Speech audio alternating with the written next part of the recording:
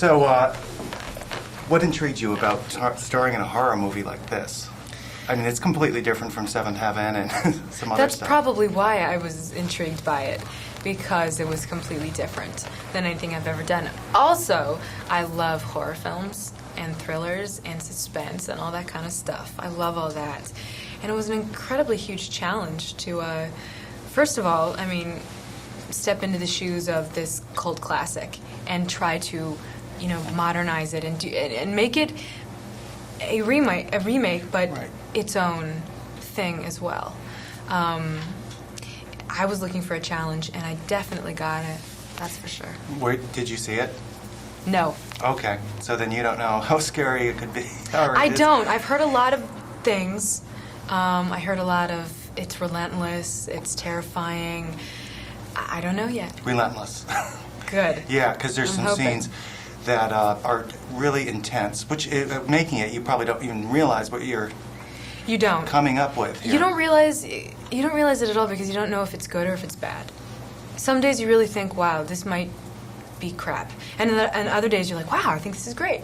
And you really have no idea until you've actually seen it put together and you see the flow that you know if it's good or bad. Did you see the original? I did. Before. Before. Okay, before this, or was it just on your own before this? I saw it before this. Okay. And were you, was it scary for you, even though it's an older film? Some older horror films just don't hold up. Some older horror films are hard because they, like just the technology, you know, you can just tell that, oh, that's so cheesy looking. I found this one totally disturbing, totally creepy, like perverse and weird. And I loved that about it. Like, I wasn't necessarily scared, like, oh, he's gonna get me. I was very into this weird, perverse family and this strange, morbid, whatever was going on, I really liked. I wonder, when you were making this, there's a shred of historical fact in the Yes. movie. Is it just a small shred, and then the whole movie takes place fictionally? Yeah, it's loosely based on this one man who actually murdered women in this small town, and he would use their skin for things. We can leave that to the imagination. Right. Well, it's also the same character that came out of Silence of the Lambs as well. Exactly. Anthony Hopkins' character. Yeah. So, I mean, it's pretty cool. It's very creepy and very cool and weird that stuff actually happens, which, you know, makes it even more creepy to think about.